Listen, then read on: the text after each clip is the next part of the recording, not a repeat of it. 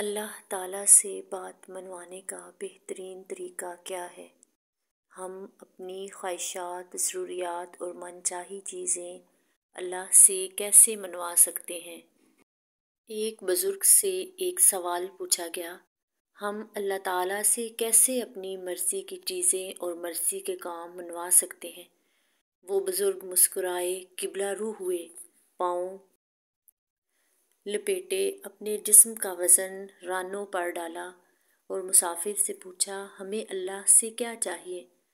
ہم دونوں اس وقت جنگل میں بیٹھے ہیں، شدید گرمی کا موسم ہے، سانس تک لینا دشوار ہے۔ مسافر نے مسکرا کر عرض کیا، اگر بادل آ جائیں، ذرا ٹھنڈی ہوائیں چلنے لگیں تو موسم اچھا ہو جائے۔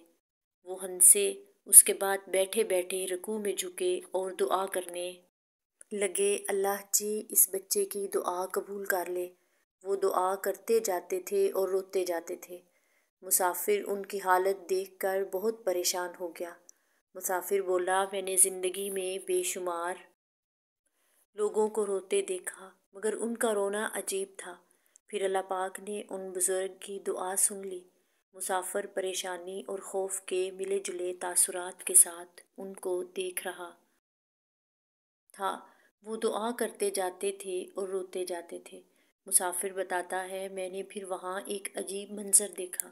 مجھے ٹھنڈی ہوتی ہوا محسوس ہوئی۔ آسمان پر اسی طرح گرم سورج چمک رہا تھا، لیکن جنگل کی ہوا میں خنکی بڑھتی جا رہی تھی۔ میری گردن اور جسم کا پسینہ خشک ہوتا گیا۔ مسافر بتاتا ہے، میں ٹھنڈی ہوا محسوس کر رہا تھا اور حیران ہو رہا تھا۔ میرے دیکھتے ہی دیکھتے پتوں نے تالیاں بجانا شروع کر دیں۔ شاخیں ایک دوسرے کے ساتھ الجھنے لگیں۔ پھر بادل کا ٹکڑا کہیں سے آیا اور سورج اور ہم دونوں کے سر پر تن کر ٹھہر گیا۔ بزرگ کے کمزور ہاتھ جو دعا کے لیے اٹھے تھے، اللہ کا شکر ادا کرنے لگے۔ بزرگ دیر تک اللہ کا شکر ادا کرتے رہے۔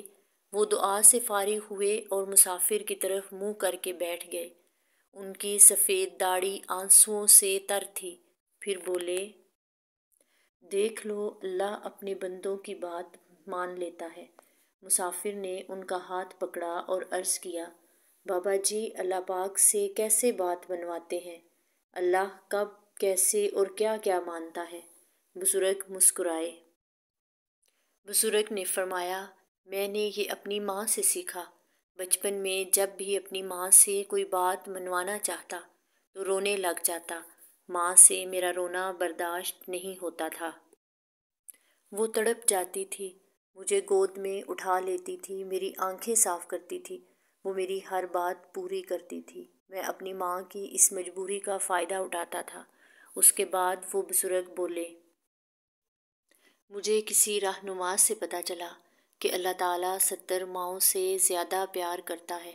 یہ فکرہ سیدھا میرے دل پر لگا اور میں نے سوچا، میں رو کر اپنی ماں سے سب باتیں منوا لیتا ہوں۔ اللہ مجھ سے 70 ماؤں سے زیادہ پیار کرتا ہے، تو پھر میں رو رو کے اس سے کیا نہیں منوا سکتا؟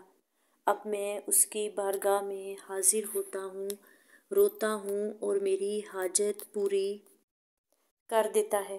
وہ میری خواہش، میری مرضی پوری کر دیتا ہے، میری پریشانیوں کو دور کر دیتا ہے، مجھے خوشحالی دیتا ہے۔ بس یہی طریقہ ہے اللہ سے بات منوانے کا۔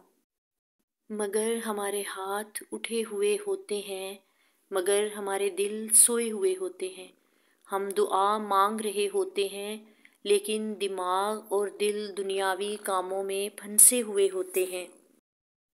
اللہ تعالیٰ کے مختلف نام ہیں، ہمیں دعا میں ان اسمائے مبارکہ کو یاد کرنا چاہیے۔ دعا میں سب سے پہلے اللہ تعالیٰ کی تعریف، اس کے بعد رسول کریم صلی اللہ علیہ وآلہ وسلم کی ذات مبارک پر درود و سلام پڑھیں، اور دعا جلدی قبول ہوتی ہے۔